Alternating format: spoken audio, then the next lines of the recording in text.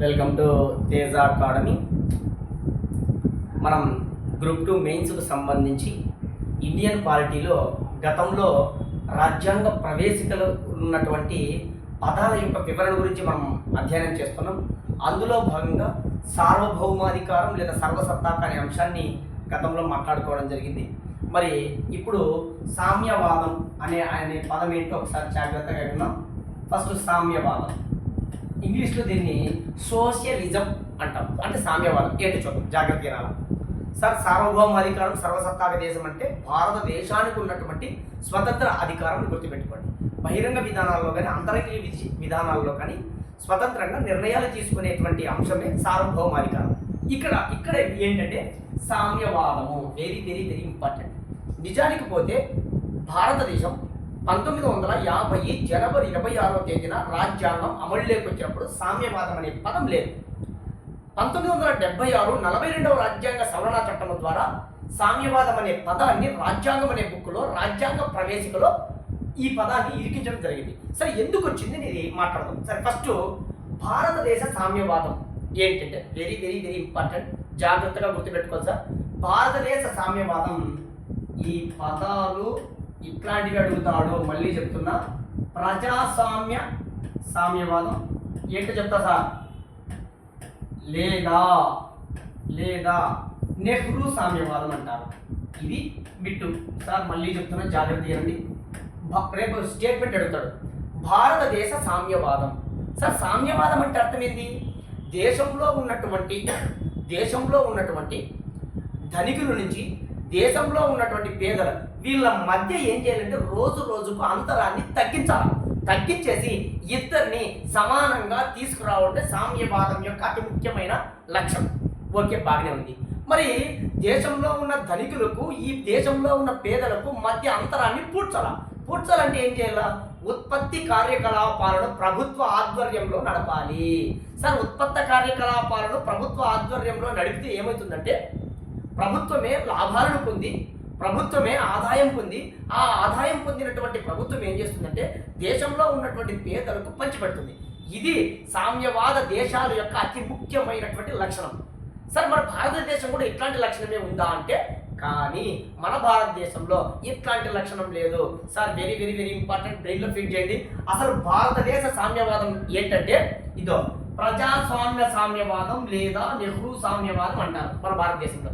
ఏంటి సార్ ఈ ప్రజాస్వామ్య సామ్యవాదం లేదా నెహ్రూ సామ్యవాదం అంటే అర్థం ఏంటంటే సార్, జాగ్రత్తగా రండి, ఇది మిశ్రమ ఆర్థిక వ్యవస్థకు సంబంధించినది. ఇది బిట్టు సార్. మళ్ళీ చెప్తున్నా, చాలా చాలా కాంప్లికేటెడ్ ఈ పదాలను అర్థం చేసుకోవడం. సార్, కమ్యూనిస్ట్ దేశాలు ఎట్లుంటాయంటే సార్, కమ్యూనిస్ట్ దేశాల్లో ఉన్నటువంటి సామ్యవాదం ఎట్లుంటుందంటే, కమ్యూనిస్ట్ దేశాల గురించి ఒకసారి మాట్లాడతా సార్. కమ్యూనిస్ట్ దేశాలు ఎట్లుంటాయంటే ప్రైవేటు ఆస్తులు కానీ ప్రైవేటు సంస్థలను కానీ ప్రభుత్వం ఏం చేస్తుందంటే జాతీయం చేసేసి వాటిని మొత్తం లాగేసుకుంటుంది కమ్యూనిస్టు సామ్యవాదంలో, కమ్యూనిస్టు సోషలిస్ట్ దేశాల్లో. కానీ భారతదేశం ఎట్లాంటిదంటే మిశ్రమ ఆర్థిక వ్యవస్థకు సంబంధించినది. సార్, మనందరికీ తెలిసింది సార్. మిశ్రమ ఆర్థిక వ్యవస్థ అంటే అర్థమైంది ఉత్పత్తి కార్యకలాపాలను ఇట్లా ప్రభుత్వ రంగంలో చేపట్టవచ్చు, ఇట్లా ప్రైవేట్ రంగంలో చేపట్టవచ్చు. అందుకే భారతదేశం ఒక మిశ్రమ ఆర్థిక వ్యవస్థకు సంబంధించింది. సార్, మిశ్రమ ఆర్థిక వ్యవస్థ అంటే ఉత్పాదక కార్యకలాపాలను లేదా ఉత్పత్తి కార్యకలాపాలను ఇట్లా ప్రభుత్వము చేపట్టచ్చు, ఇట్లా ప్రైవేట్ రంగము చేపట్టచ్చు. ఉదాహరణకి ఏం చేద్దామంటే సార్, ఐరన్ ఇండస్ట్రీని ప్రభుత్వ రంగంలో ఉన్నటువంటి బొకారో ఇనుముకు కర్మాగారము తయారు చేస్తుంది. అదేవిధంగా ప్రైవేట్ రంగంలో ఉన్నటువంటి టాటా స్టీల్ కానీ జిందాల్ స్టీల్ కానీ వీళ్ళు తయారు చేస్తున్నారు. కారణం ఏంటి? భారతదేశం ఒక మిశ్రమ ఆర్థిక వ్యవస్థ. సార్, మిశ్రమ ఆర్థిక వ్యవస్థ కలిగి ఉన్న దేశాలకు ప్రజాస్వామ్య సామ్యవాదం అద్భుతమైన పదము సార్. నెహ్రూ, దీనికి ఇంకో పేరు ఏంటంటే నెహ్రూ సామ్యవాదము. సార్, ఏంటి సార్ ప్రజాస్వామ్య సామ్యవాదం? రేపు అడుగుతాడు సార్.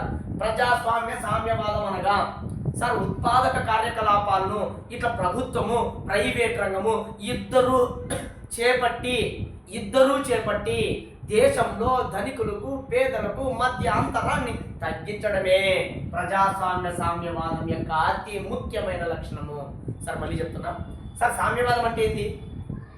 దేశంలో ఉన్న ధనికులకు పేదలకు మధ్య అంతరాన్ని తగ్గించాలా. ముఖేష్ అంబానీ ఏమో పై స్థాయిలో ఉన్నాడు, ధనికుడేమో కింద స్థాయిలో ఉన్నాడు. కాబట్టి దీని మధ్య సామ్యవాదము అనకూడదండి. వీటి మధ్య అంతరం ఎక్కువగా ఉంది. మరి ఈ అంతరాన్ని ఏం చేయాలా?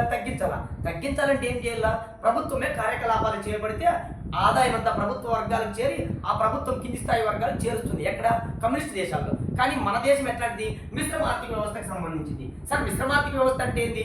ఉత్పత్తి కార్యకలాపాలను ప్రభుత్వ రంగము చేపడుతుంది, ప్రైవేట్ రంగము చేపడుతుంది.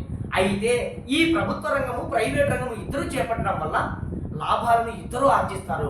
ముఖ్యంగా ఈ ప్రైవేట్ రంగాన్ని నియంత్రిస్తూ, వెరీ ఇంపార్టెంట్ సార్, 1991 కంటే ముందులేండి సార్, నియంత్రిస్తూ ఈ ప్రభుత్వ రంగం ఏం చేస్తుందంటే తనకు వచ్చినటువంటి లాభాలను కింది స్థాయిలో ఉన్న పేద ప్రజలకు పంచి వీటి మధ్య అంతరాన్ని తగ్గిస్తారు. ఇదే ప్రజాస్వామ్య సామ్యవాదం యొక్క అతి ముఖ్యమైన లక్షణం. సార్ దీనికి ఇంకో పేరు ఏంటంటే నెహ్రూ సామ్యవాదం అంటాం. సార్ మళ్ళీ చెప్తున్నా, భారతదేశం సామ్యవాదం ఒక ప్రజాస్వామ్య సామ్యవాదం లేదా నెహ్రూ సామ్యవాదం. ఎందుకు సార్ దీన్ని ప్రజాస్వామ్య సామ్యవాదం లేదా నెహ్రూ సామ్యవాదం అంటారంటే ఉత్పత్తి కార్యకలాపాలు ప్రభుత్వ రంగము ప్రైవేట్ రంగము చేపట్టి దేశంలో ధనికులకు పేదలకు మధ్య అంతరాన్ని తగ్గిస్తుంది మన భారతదేశము. అందుకే మన భారతదేశంలో ఉన్న సామ్యవాదం ఎట్లాంటిది? ప్రజాస్వామ్య సామ్యవాదము. ఎందుకంటాము? ఉత్పత్తి కార్యకలాపాలు ఇద్దరు చేపడతారు, ఇద్దరు చేపడితే అంతరాలు తగ్గించుకుంటా పోతుంది. సార్ కమ్యూనిస్ట్ దేశాల్లో ఎట్లా? ప్రైవేట్ రంగానికి ప్రాధాన్యత ఉండదు, ప్రైవేట్ ఆస్తులను జాతీయం చేస్తారు. జాతీయం చేసి అక్కడ కమ్యూనిస్ట్ దేశాల్లో, ముఖ్యంగా కమ్యూనిస్ట్ దేశాల్లో ఏం చేస్తారంటే ప్రైవేట్ ఆస్తులు అన్నిటి జాతీయం చేసి ప్రభుత్వ రంగమే చేపడుతుంది. తద్వారా ఆ దేశాల్లో సామ్యవాదం వేరొక రకంగా ఉంటుంది. Very very very important sir. మళ్ళీ చెప్తున్నా సార్, ఫస్ట్ బెనిఫిట్ చేయండి సార్. భారతదేశ సామ్యవాదం, ప్రజాస్వామ్య సామ్యవాదం లేదా నెహ్రూ సామ్యవాదం. ఎందుకు సార్? సార్ భారతదేశం ఒక మిశ్రమ ఆర్థిక వ్యవస్థ కాబట్టి మన ఆర్థిక వ్యవస్థకు ఈ ప్రజాస్వామ్య సామ్యవాదం కరెక్ట్ అయినటువంటి పదము. సార్ ఎందుకు సార్ ప్రజాస్వామ్య సామ్యవాదం అంటే ఏంది? సార్ దేశంలో ఉత్పత్తి కార్యకలాపాలను ప్రభుత్వము ప్రైవేట్ రంగము ఇద్దరు చేపట్టి ధనికులకు పేదలకు మధ్య అంతరాన్ని తగ్గించడమే ప్రజాస్వామ్య సామ్యవాదం లేదా నెహ్రూ సామ్యవాదం యొక్క అతి ముఖ్యమైన లక్షణం. సరే, మరి ఈ సామ్యవాదం అనే భావనకు మూలం ఎవరు? సార్ భారతదేశంలో ఉన్న సామ్యవాదానికి మూలం ఎవరు? సార్ భారతదేశంలో ఉన్న సామ్యవాదం ఉంది కదా, ఏం సామ్యవాదం? భారతదేశంలో ఉన్న సామ్యవాదం ఇదో ప్రజాస్వామ్య సామ్యవాదం. ఏం సామ్యవాదం? దీనికి ఇంకో పేరు నెహ్రూ సామ్యవాదం. ఈ భారతదేశంలో ఉన్న సామ్యవాదం ఉంది కదా, ఆ సామ్యవాదానికి ఏం పేరు అంటున్నా? ప్రజాస్వామ్య సామ్యవాదం లేదా నెహ్రూ సామ్యవాదం అంటాను. ఈ ప్రజాస్వామ్య సామ్యవాదానికి మూలం ఎవరు? సార్ మూలం ఏ దేశం అంటే బ్రిటన్. సార్ ఈ పదాలన్నీ బ్రెయిన్లో ఫీడ్ చేయాలా సార్? మళ్ళీ చెప్తున్నా, భారతదేశ సామ్యవాదం, ప్రజాస్వామ్య సామ్యవాదం లేదా నెహ్రూ సామ్యవాదం. మరి భారతదేశంలో ప్రజాస్వామ్య సామ్యవాదము లేదా నెహ్రూ సామ్యవాదాన్ని అనుసరిస్తాను కదా, మరి ఈ ప్రజాస్వామ్య సామ్యవాదానికి లేదా నెహ్రూ సామ్యవాదానికి మూలం ఎవరు? బ్రిటనే. సార్ ఎందుకు సార్ బ్రిటన్ మూలం అంటారు అంటే, బ్రిటన్ దేశంలో ఒక అంశం ఉంది, దాని పేరు ఫెబినిజం. సార్ ఫెబినిజం ఏం పేరు? ఫెబినిజం. ఒకసారి చూద్దాం సార్. ఫెబిన్ సార్ ఆయన పేరు మార్టిన్ ఫెబిన్. ఒక వ్యక్తి ఉన్నాడు సార్. ఈయన మార్టిన్ ఫెబిన్ అనేటువంటి వ్యక్తి ఏం చేశాడంటే రాజుల దగ్గర ఒక మినిస్టర్గా పనిచేసేవాడు సార్. అక్కడ ఆ కాలంలో ఏం చేసేదంటే ఈ రాజుల దగ్గర ఒక మంత్రిగా పనిచేసేవాడు అంటున్నా కదా, ప్రజలందరూ ఏం చేశారంటే రాజును చంపేసి, సార్ జాగ్రత్తనండి, బ్రిటన్లో ఉన్నటువంటి రాజును చంపేసి ఈ రాజుకు సంబంధించిన ఆస్తులను అన్నీ కూడా దేశ ప్రజలు పంచుకున్నాం అని దేశ ప్రజలు చాలా మంది మేధావులు ఏం చేస్తారంటే సలహా ఇచ్చారు. ఎవరికి? ఫెబిన్కు, మార్టిన్ ఫెబిన్కు. కానీ ఏనేమంటే రాజును చంపేసి తద్వారా వచ్చిన ఆస్తిని ప్రజలకు పంచడం బాగలేదు, రాజును చంపాల్సిన అవసరం లేదు, కానీ రాజును చంపకుండా ఆ రాజు దగ్గర ఉన్నటువంటి ఆస్తులను తీసుకొని, సార్ చంపుకోకుండా ఆస్తులను తీసుకొని అది ప్రభుత్వమే స్వాధీనం చేసుకున్నటువంటి ఈ ఆస్తులను పేద ప్రజలకు పంచడం వల్ల సామ్యవాదాన్ని తీసుకురావచ్చు. మీరు చెప్పినట్టు సామ్యవాదం వద్దు. మీరు హింసించి ఒక వ్యక్తిని చంపి ఆస్తులను ప్రజలకు పంచుదామని మీరు అంటున్నారు, అది అట్లా చేయకూడదు. రాజును చంపుకోకుండా ప్రభుత్వం ఏం చేస్తుందంటే ఆస్తులు స్వీకరిస్తుంది, ఆ ఆస్తులను ఆ వచ్చినటువంటిది అంతా కూడా ప్రజలకు పంచి సామ్యవాదం చేద్దాము అని ఆ మార్టిన్ ఫెబిన్ అనేటువంటి వ్యక్తి సలహా ఇచ్చాడు. అందుకే ఆయన పేరు మీదుగానే దీన్ని ఫెమినిజం అనేటువంటి పదాన్ని అక్కడ బ్రిటన్లో బాగా వాడుకలో ఉంది. సార్ ఇదే విధంగానే మన భారతదేశంలో ఉన్న సామ్యవాదమైన ప్రజాస్వామ్య సామ్యవాదానికి మూలం ఏదంటే బ్రిటన్ దేశంలో ఉన్న feminism. Very very very important. Sir feminism అంటే అర్థం ఏంటంటే బ్రిటన్లో మార్టిన్ ఫెబిన్ అనేటువంటి ఒక వ్యక్తి ఈ విధమైనటువంటి సలహా ఇచ్చాడు కాబట్టి ఆయన పేరు మీదుగా దీనికి ఫెబినిజం అనే పేరు వచ్చింది. మరి భారతదేశంలో ఉన్న ప్రజాస్వామ్య సామ్యవాదానికి మూలం ఎవరు? బ్రిటన్లో ఉన్న ఫెబినిజం. సార్ ఫెబినిజం అంటే ఏమన్నా సామ్యవాదం గుర్తుపెట్టుకోండి. బ్రిటన్లో రాజులు కానీ ధనికులు కానీ చంపకోకుండా, సార్ ధనిక వర్గాలను చంపకోకుండా వాళ్ళ ఆస్తులను ప్రభుత్వం స్వాధీనం చేసుకుని పేద ప్రజలకు పంపిణీ చేసి మధ్య అంతరాన్ని పూడ్చడమే ఫెబినిజం యొక్క అతి ముఖ్యమైన లక్షణం. సార్ దీన్ని ఆధారంగా చేసుకుని, సార్ దీన్ని స్ఫూర్తిగా తీసుకుని భారతదేశంలో ఒక ప్రజాస్వామ్య సామ్యవాదాన్ని రూపొందించారు. సార్ దీన్ని స్ఫూర్తిగా తీసుకునే నెహ్రూ సామ్యవాదం అంటారు దీన్ని. సార్ మళ్ళీ చెప్తున్నా, 1కి 2 సార్లు జాగ్రత్తగా అర్థం చేసుకుంటేనే రేపు ఎగ్జామ్ హాల్లో అడుగుతాడు. భారతదేశ సామ్యవాదం, ప్రజాస్వామ్య సామ్యవాదం, దీనికి ఇంకో పేరు నెహ్రూ సామ్యవాదం. భారతదేశ సామ్యవాదమైన ప్రజాస్వామ్య సామ్యవాదానికి మూలం ఎవరు? సార్ బ్రిటన్లో ఉన్న ఫెమినిజం. ఇది గుర్తుపెట్టుకోండి. బ్రిటన్లో ఉన్న ఫెమినిజం ఎందుకు వచ్చిందో మాట్లాడుకున్నాం. సార్ ఇంకా వెరీ ఇంపార్టెంట్ సార్, ఇంకా జాగ్రత్త తీయండి. సార్ భారతదేశంలో ఉన్న సామ్యవాదము కమ్యూనిస్టు దేశాల్లో ఉన్నట్లు సామ్యవాదం కాదు సార్. దీన్నే సార్ వెరీ ఇంపార్టెంట్, రాష్ట్ర సామ్యవాదం కాదు సార్. రాష్ట్ర సామ్యవాదం అన్నా ఈ పదాలన్నీ కూడా స్టేట్మెంట్ అడుగుతాడు సార్. మళ్ళీ చెప్తున్నా, రాష్ట్ర సామ్యవాదం అన్నా కమ్యూనిస్టు సామ్యవాదం అన్నా ఒకటే సార్. ఏంటో చూద్దాం సార్. కమ్యూనిస్టు సామ్యవాదం అన్నా రాష్ట్ర సామ్యవాదం అన్నా ఒకటే సార్. కమ్యూనిస్టు సామ్యవాదం ఏం చెప్తుంది సార్? దేశంలో ఉన్నటువంటి ధనిక వర్గాల దగ్గర ఉన్నటువంటి ఆస్తులను కొట్టి హింసించైనా వాళ్ళ ఆస్తులను స్వీకరించి ప్రభుత్వం పీక్కున్న తర్వాత పేద ప్రజలకు పంచండి. ఇది కమ్యూనిస్టు సామ్యవాదం లేదా రాష్ట్ర సామ్యవాదం చెప్పేది. కానీ ప్రజాస్వామ్య సామ్యవాదం ఏమంటుంది సార్? దేశంలో ఉన్న ధనికుల దగ్గర ఉన్న ఆస్తులను కొట్టో చంపో లేకపోతే పీక్కోవాల్సిన అవసరం లే సార్. వాళ్ళను కట్టడి చేస్తూ వాళ్ళకు కూడా అవకాశాలు కల్పిస్తూ ప్రభుత్వమే ఉత్పాదక కార్యకలాపాలు చేపట్టి అంతరాన్ని పూడ్చడం కోసం కొన్ని అంశాలను చేపడితే, కొన్ని ముఖ్యమైన నిర్ణయాలు తీసుకుంటే, ఈ విధంగా ఈ నిర్ణయాలు తీసుకుంటే సామ్యవాదాన్ని సాధించవచ్చు. Very important. ఇక్కడ చంపి కొట్టి హింసించి ఆస్తులు విక్కోవాలా లేదు, కొన్ని నిర్ణయాత్మక పాత్ర వహించి వాళ్ళ దగ్గర ఉన్న ఆస్తులు పెరగనీకోకుండా వాళ్ళ దగ్గర ఉన్న ఆస్తులను తగ్గించుకుంటూ సార్ వాళ్ళు సంపాదించిన లాభాలను ప్రభుత్వం తీసుకుని ఆ లాభాలను కింది స్థాయిలో ఉన్న వ్యక్తులకు చేరిస్తే సామ్యవాదం సామ్యవాదం అవుతుంది.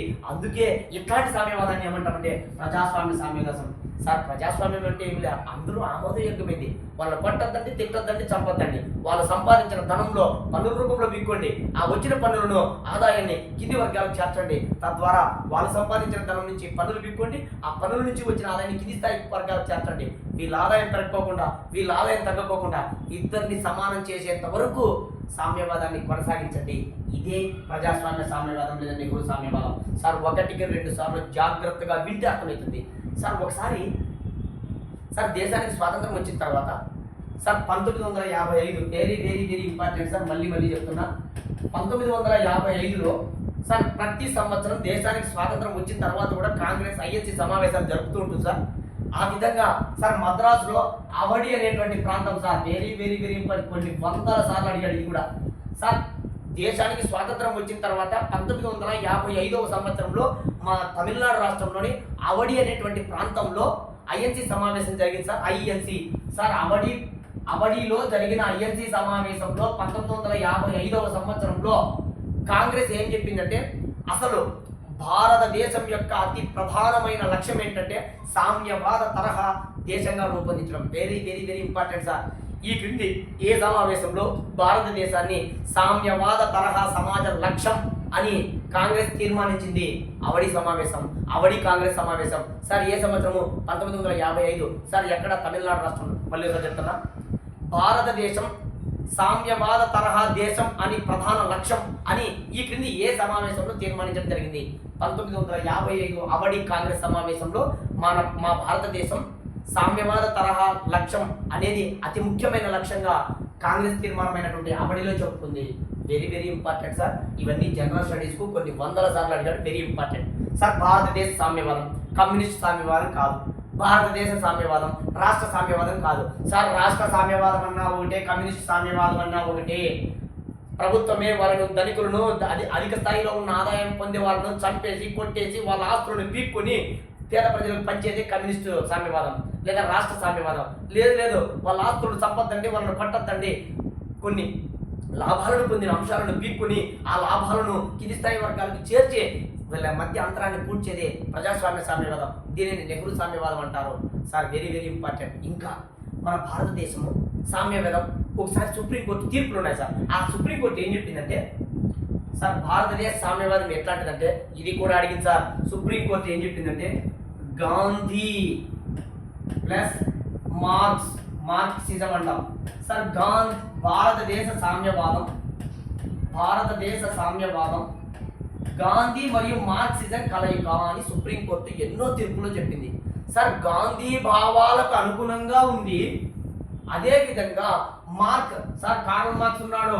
కార్ల్ మార్క్స్ కమ్యూనిస్టు నేత సార్. సోషలిస్ట్ దేశాలకి ఈయన ఒక రకమైనటువంటి ఆరాధ్య దైవం కార్ల్ మార్క్స్. దాస్ క్యాపిటల్ ప్రపంచానికి ఒక దిక్సూచిలా వచ్చినటువంటి గ్రంథం అది. సరే, భారతదేశ సామ్యవాదం దేనికి సంబంధించింది సార్? భారతదేశ సామ్యవాదం అనేది గాంధీయిజానికి, గాంధీ భావాలకు మరియు కమ్యూనిస్టు నేత అయినటువంటి కార్ల్ మార్క్స్ యొక్క భావాలకు, వీళ్ళిద్దరి భావాలకు సంబంధించి మధ్యగా ఉన్న అంశం ఏంటంటే సామ్యవాదం సార్. భారతదేశ సామ్యవాదము గాంధీ భావాలకు, కార్ల్ మార్క్స్ భావాలకు మధ్య రకంగా ఉన్నటువంటి సామ్యవాదము సార్. కమ్యూనిస్టు దేశాల్లో మాదిరిగా వాళ్ళని చంపేసి పిక్కునేది కాదు, అలాగని ఉదారమైన స్వభావం కలిగి ఉన్నది కాదు సార్. మా దేశం ఎట్లాంటిదంటే ఒకవైపు వాళ్ళని నియంత్రిస్తూనే ఇంకొక వైపు వాళ్ళ నుంచి పీక్కున్నటువంటి లాభాలను పన్నుల రూపంలో వసూలు చేసిన లాభాలను ఏం చేస్తామంటే కింది స్థాయి వర్గాలకు చేస్తాం. ఈ విధంగా భారతదేశ సామ్యవాదం గాంధీ మరియు మార్క్సిజం కలయిక అని సుప్రీంకోర్టు ఎన్నో తీర్పుల్లో చెప్పడం జరిగింది సార్. Very very important.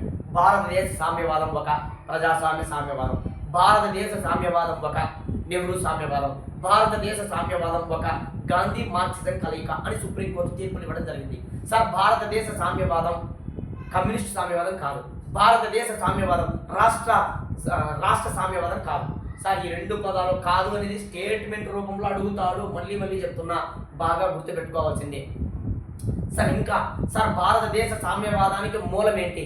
బ్రిటన్లో ఉన్న feminism sir. Very very important. ఈ పదాలన్నీ కొన్ని వందల సార్లు అడిగాడు. మళ్ళీ చెప్తున్నా, జాగ్రత్తగా గుర్తుపెట్టుకొని చదువుకోండి. పెన్ను పేపర్ తీసుకొని ప్రాక్టీస్ చేయండి సార్, లేకుంటే రాదు సార్. మరి సార్ ఒకసారి ఈ సుప్రీంకోర్టు తీర్పులు ఉన్నాయి సార్. ఏంటో తీర్పులు ఒకసారి చూద్దాం. సామ్యవాదం సార్. మరి సామ్యవాదానికి తగ్గట్టుగా తీర్పులు మళ్ళీ చెప్తాం. మరి సామ్యవాదానికి తగ్గట్టుగా భారతదేశం ఏం చేసింది ఇప్పుడే చెప్తున్నాం. మిశ్రమ ఆర్థిక వ్యవస్థలో భారతదేశం ఏం చేసిందంటే ఉత్పత్తి కార్యకలాపాలను ఇట్లా ప్రభుత్వము చేపడుతుంది, ఇట్లా ప్రైవేట్ రంగము చేపడుతుంది. కాబట్టి మరి కొన్ని అంశాలను, ముఖ్యంగా ప్రైవేట్ రంగంలో ఉన్న అంశాలను ఏం చేయాలి? జాతీయం చేయాలా? అందులో భాగంగా భారతదేశం సార్, మనకి ఎకనామిక్స్లో కూడా చాలాసార్లు నేర్చుకుంటారు. అందులో భాగంగా 1948వ సంవత్సరంలో భారతదేశం మిశ్రమ ఆర్థిక వ్యవస్థకు సంబంధించిందని పారిశ్రామిక తీర్మానంలో చెప్పుకున్నాం సార్. అందులో భాగంగానే 1956లో వచ్చిన 2వ పారిశ్రామిక తీర్మానంలో స్పష్టంగా చెప్పుకోవడం జరిగింది.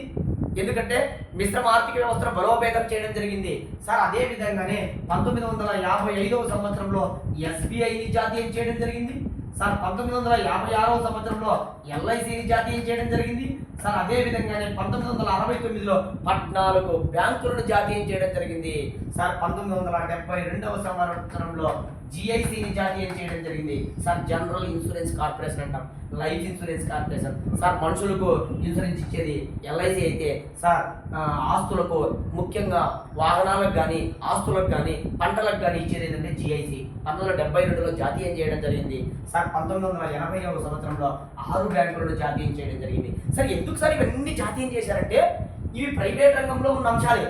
వీటన్నిటినీ ప్రైవేట్ రంగంలో ఉంటే వీళ్ళు ఇంకా డబ్బులు సంపాదించి ప్రభుత్వం కంట్రోల్ చేయకపోతే ఆస్తులు పెరిగిపోతాయి. సామ్యవాదం ఎట్లయితుంది? అందుకోసమే సామ్యవాద తరహా దేశం కాబట్టే ఇవన్నీ జాతీయం చేస్తున్నారు సార్. ఇట్లా జాతీయం చేస్తుంటే వీళ్ళు పోయి సుప్రీంకోర్టుకి వేయడం.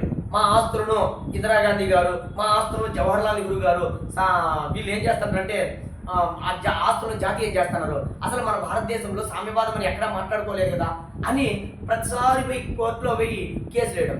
దీన్ని గమనించిన ఇందిరాగాంధీ ఏం చేసిందంటే, అవును అసలు సుప్రీంకోర్టు కానీ హైకోర్టు కానీ ఏం చేస్తాయి? రాజ్యాంగం అనే బుక్ను ఆధారంగా చేసుకొని పరిపాలిస్తున్నాయి. కాబట్టి దీన్ని ఏం చేస్తున్నాయంటే, దీన్ని ఇట్లా చేయడం వల్ల అవును, రాజ్యాంగం అనే బుక్లో లేదు కదా, లేకపోవడం వల్ల కోర్టు కొట్టేస్తున్నాయి. కాబట్టి ఇందిరాగాంధీ గారు ఏం చేశారంటే ఈ సామ్యవాదం అనే పదం రాజ్యాంగంలో లేదు, లేకపోవడం వల్లే కోర్టులు పోతున్నారు, లేకపోవడం వల్ల కోర్టులు ఏం చేస్తారంటే తీర్పులను ఇచ్చి మేము అనుకున్నటువంటి లక్ష్యాలను చేరుకోలేకపోతున్నారు, మమ్మల్ని కట్టడి చేస్తుంది కోర్టులు. కాబట్టి 1976వ సంవత్సరంలో 42వ రాజ్యాంగ సవరణ చట్టం ద్వారా రాజ్యాంగ ప్రవేశికలో సార్వభౌమ అనే పదం పక్కన సామ్యవాద అనే పదాన్ని లిఖించడం జరిగింది. 42వ రాజ్యాంగ సవరణ చట్టం 1976వ సంవత్సరంలో సామ్యవాదం అనే పదం ఎందుకు వచ్చిందంటే మాటికి జాతీయం చేస్తున్నటువంటి అంశాలన్నీ ఎత్తుకుని మమ్మల్ని మా ప్రైవేట్ రంగంలో మా ఆస్తులను ప్రభుత్వాలు జాతీయం చేస్తున్నాయి, కాబట్టి దీన్ని కట్టడి చేయండి, మా ఆస్తులను మాకు ఇప్పించండి అని కోర్టులు పోతాంటే కోర్టులు ఏం చేస్తానంటే ఎక్కడ రాజ్యాంగం లేదు కదా, కోర్టు ఏం చేస్తానంటే 14వ ఆర్టికల్ను ఆధారంగా చేసుకుని సమానత్వ హక్కు అని చెప్పి వాళ్ళకు కూడా ఆస్తులన్నీ ఇచ్చేస్తుంది. దీంతో ఇందిరాగాంధీ గారు ఏం చేస్తారంటే 1976లో 42వ రాజ్యాంగ సవరణ చట్టం ద్వారా సామ్యవాదం అనే పదాన్ని పెట్టడం జరిగింది. దీంతో రాజ్యాంగ ప్రవేశంలో ఉంది కాబట్టి సుప్రీంకోర్టు కానీ హైకోర్టులు కానీ తర్వాత అంటే ఆ రాజ్యాంగం అని తూట్లు పడుకోకుండా రాజ్యాంగాన్ని ఆధారంగా చేసుకుని ఏది కరెక్ట్ ఏది కాదని స్పష్టమైన తీర్పులు ఇవ్వడం జరిగింది. సార్ మళ్ళీ చెప్తున్నా, ఈ పదాలు కానీ ఎన్నోసార్లు ఎకనామిక్స్లో ఇవన్నీ వచ్చి ఉంటాయి, ఇవన్నీ బేసిక్ నాలెడ్జ్ సార్. మీకు ఎకనామిక్స్లో కూడా నేను గతంలో ఆర్థిక సంస్కరణలు వచ్చేటప్పుడు ఈ పదాలన్నీ మాట్లాడినా ఒకసారి ఎకనామిక్స్లో చెక్ చేసుకోండి. ఇది సామ్యవాదానికి సంబంధించినటువంటి అంశాలు. సార్ ఇప్పుడు ఇందిరాగాంధీ గారు ఒక మాట మాట్లాడారు, మాటికి ఇందిరాగాంధీని విమర్శిస్తుంటే ఇందిరాగాంధీ ఏమనిందంటే ఒక మాట చూడండి సార్. ఇందిరాగాంధీ గారు ఒక మాట అన్నారు, ఏమన్నారంటే జాతీయం చేయడం మా ఉద్దేశం కాదు. సార్ మళ్ళీ ఒకసారి చెప్తున్నాను, అసలు జాతీయం చేయడం మా ఉద్దేశం కాదు, కొన్ని జాతి ప్రయోజనాల దృష్ట్యా జాతీయం చేయడం మా ఉద్దేశం కాదు, కానీ జాతి ప్రయోజనాల దృష్ట్యా కొన్ని అంశాలను జాతీయం చేయడం మా ఉద్దేశం. సార్ ఏది పడితే దాన్ని జాతీయం చేయడంలో మేము అసలు జాతీయం చేయడం అనేది మా ఉద్దేశం కాదు, ఏది పడితే జాతీయం చేయడం లేదు, జాతి ప్రయోజనాల దృష్ట్యా కొన్ని రంగాలను మేము జాతీయం చేస్తున్నాం, అంతేగాని మేము ప్రతి అంశాన్ని జాతీయం చేయలేదని ఇందిరాగాంధీ స్టేట్మెంట్ ఇవ్వడం జరిగింది. సార్ ఈ స్టేట్మెంట్ కూడా గుర్తుపెట్టుకోండి సార్. ఏమి లే, జాతీయం చేయడం మా ఉద్దేశం కాదు, కొన్ని రంగాలను జాతి ప్రయోజనాల దృష్ట్యా జాతీయం చేయడం మా ఉద్దేశం. సార్ జాతి ప్రయోజనాలు భారత ప్రజలకు ఉద్దేశం, భారత ప్రజలు లాభపడతారు, భారత ప్రజలు సామ్యవాద తరహా దేశం కాబట్టి భారత ప్రజలు ఆ పంపిణీ ముఖ్యంగా కింది స్థాయి వర్గాలకు చేరాలి కాబట్టి, ఉత్పాదక కార్యకలాపాలు కింది స్థాయి వర్గాలకు చేరాలి కాబట్టి ఈ ధనిక వర్గాన్ని నియంత్రించడం కోసం, ముఖ్యంగా ఈ లాభాలు కింది స్థాయిలో చేర్చడం కోసమే మేము కొన్ని అంశాలను కొన్ని రంగాలను జాతీయం చేస్తున్నాం, అంతేగాని ఏది పడితే అది జాతీయం చేయలేదు అని స్పష్టంగా ఇందిరాగాంధీ గారు పేర్కొనడం జరిగింది. సార్ 1కి 2 సార్లు జాగ్రత్తగా గుర్తుపెట్టుకోండి. మరి ఈ సామ్యవాదానికి సంబంధించి ఏమైనా కేసులు ఉన్నాయా? సార్ 3 కేసులు ఉన్నాయి. ఈ కేసులు కూడా గుర్తుపెట్టుకోవాల్సిందే, very very very very important. మళ్ళీ ఒకసారి చెప్తాను, జాగ్రత్త తినండి సార్. కేసులు ఒక్కసారి ఆ కేసులు ఏంటో ఒకసారి చూద్దాం. ఆ కేసులు కూడా గుర్తుపెట్టుకోవాల్సిందే. మొదటి కేసు Excel Wear versus union of India case. Sir ఇక్కడ చూడండి, యూఐ అంటే యూనియన్ ఆఫ్ ఇండియా కేసు. ఒక కేసు ఏంటంటే ఏంటో చెప్తా sir, Excel Wear versus union of India case. Sir మళ్ళీ చెప్తున్నా, కేసులు కూడా చాలా ఇంపార్టెంట్, మళ్ళీ వస్తాయి. ఇక్కడ బ్రీఫ్గా జస్ట్ గుర్తుపెట్టుకోండి. Excel Wear versus union of India కేసు ఒకటి ఏ సంవత్సరంలో వచ్చింది? 1979లో వచ్చింది. ఏంటో చెప్తా సార్. రెండోది Nakara, DS Nakara versus union of India case. ఏంటో చెప్తాం, DS Nakara versus union of India case. Sir ఎప్పుడు వచ్చింది? 1982లో వచ్చింది. ఏంటో చెప్తా సార్, జస్ట్ వినండి సార్. నెక్స్ట్ ఒకటి వచ్చి ఎక్సెల్ వేరు, నెక్స్ట్ నకారా, మూడోది వచ్చి common cause versus union of India case. కొన్ని వందల సార్లు అడిగింటాడు సార్ ఈ కేసులు కూడా. సార్ ఏంటో ఒక్కొక్క కేసు గురించి మాట్లాడదాం sir. First Excel V versus union of India కేసు. ఈ కేసు ఎప్పుడు తెర మీదకి వచ్చిందంటే 1979లో సుప్రీంకోర్టు తీర్పు ఇచ్చింది. అసలు ఈ తీర్పు ఏముందంటే సార్, మామూలుగా ప్రతి అంశాన్ని ఇందిరాగాంధీ గారు జాతీయం చేస్తాంటే వీళ్ళు సుప్రీంకోర్టు పోవడం జరిగింది. ఈ సుప్రీంకోర్టు పోవడం వల్ల ఈ సుప్రీంకోర్టు ఈ కేసులో, ఏ కేసు? Excel Wear versus union of India కేసులో సోషలిజం అనేది, సార్ బాగా ఏం స్టేట్మెంట్ జస్ట్ వినండి సార్, ఫుల్ డెప్త్ ఉంటుంది, జస్ట్ వినండి. సోషలిజం అంటే సామ్యవాదం అనేది జాతీయం చేయడంలో ఇమిడి ఉంటుంది. సార్ సామ్యవాదం అనేటువంటి పదము జాతీయం చేసే అంశంలో ఇమిడి ఉంటుంది.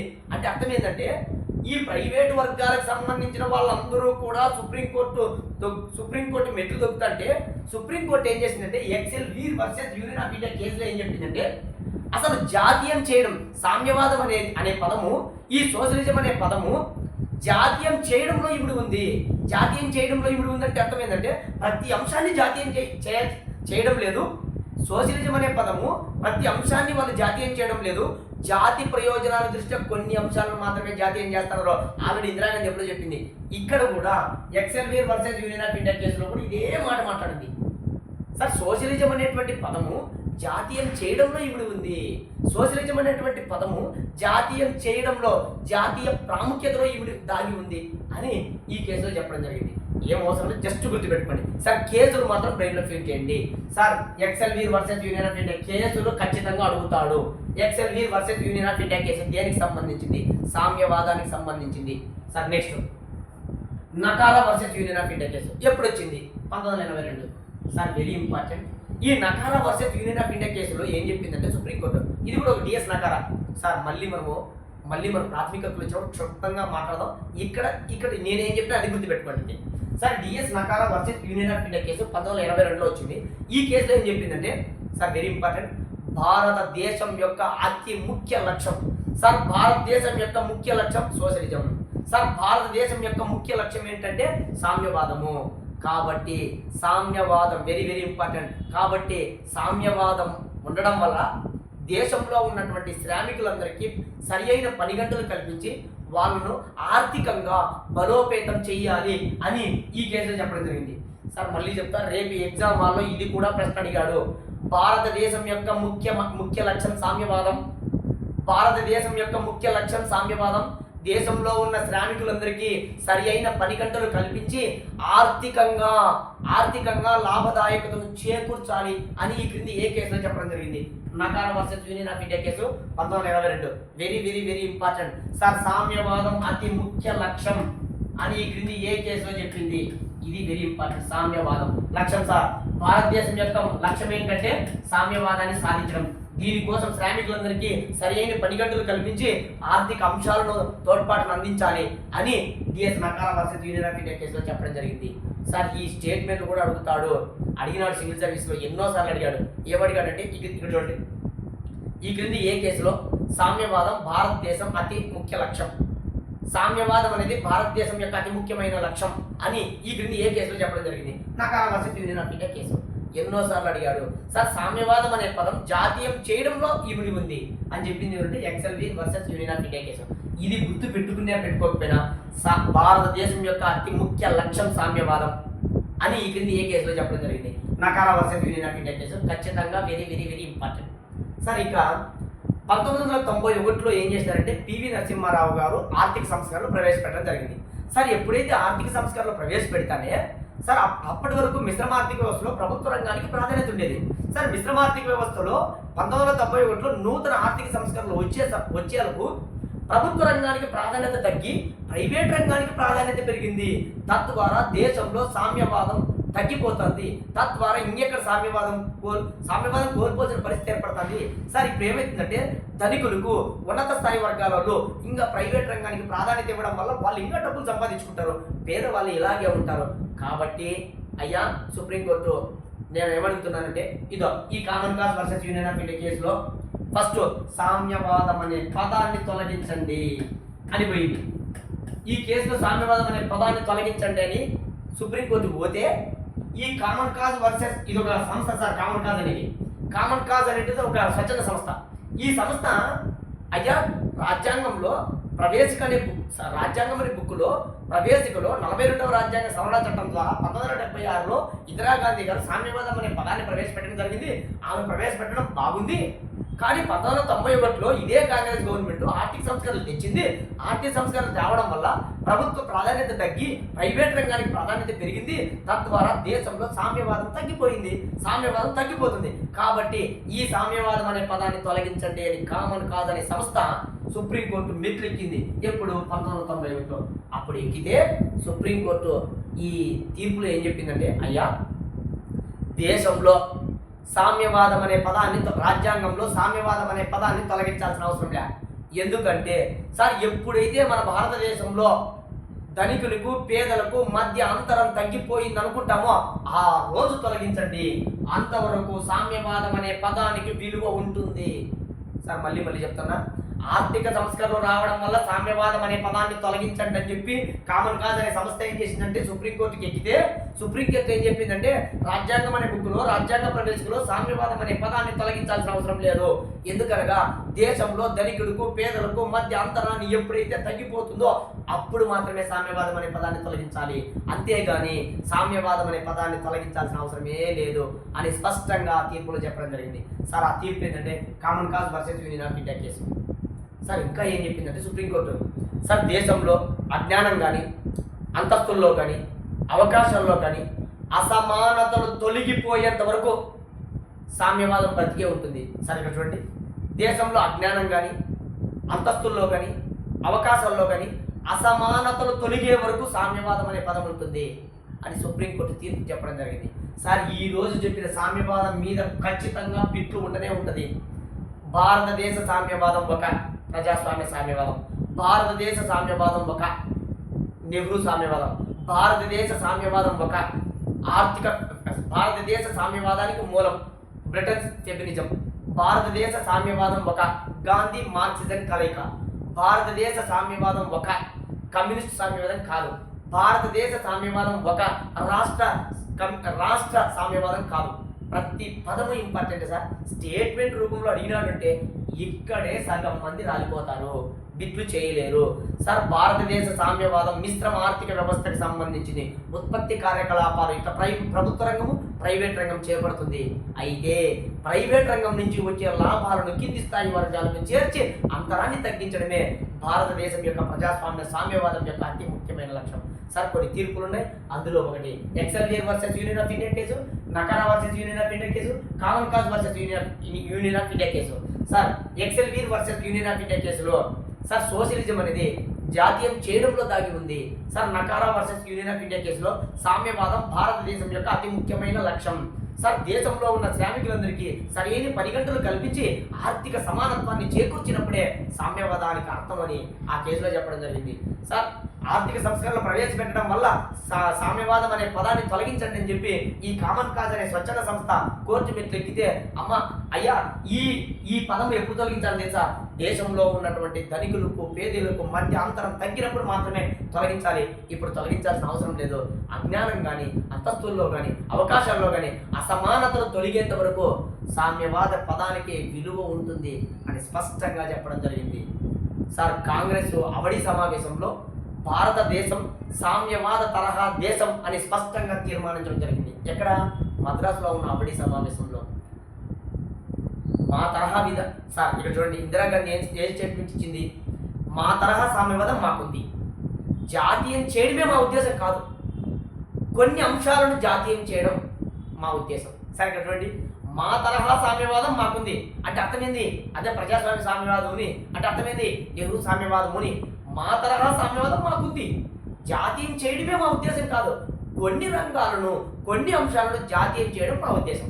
సార్ ఎంత అంతర్లీనంగా అర్థాలంటే ఇవి మామూలుగా చదివితే అర్థం కాదు. సార్ ఈ స్టేట్మెంట్లు మీరేమి అడేవి ఎగ్జామ్లో డిస్క్రిప్టివ్ కాదు కదా రాసేది, కానీ 1-2 సార్లు వినండి, ఎవరు చెప్పారని గుర్తుపెట్టుకోండి. ఇవన్నీ కూడా 1-2 సార్లు చదివితే కన్నా అర్థం కాదు. మళ్ళీ చెప్తున్నా, ఎన్నోసార్లు కాంపిటీషన్ ఎగ్జామ్స్లో సార్ సబ్జెక్ట్ అర్థం చేసుకుంటే ఈజీగా ఉంటుంది. సరే నెక్స్ట్ లౌకిక అనేటువంటి అంశాన్ని రాజ్యాంగ ప్రవేశికలో ఉన్న సర్వసత్తాగా మాట్లాడినాం, సామ్యవాదం అనే పదాన్ని గురించి మాట్లాడినాం, దాని తర్వాత ఉన్నటువంటి లౌకిక అనే అంశాన్ని నెక్స్ట్ మాట్లాడుతున్నాం. Okay, thank you.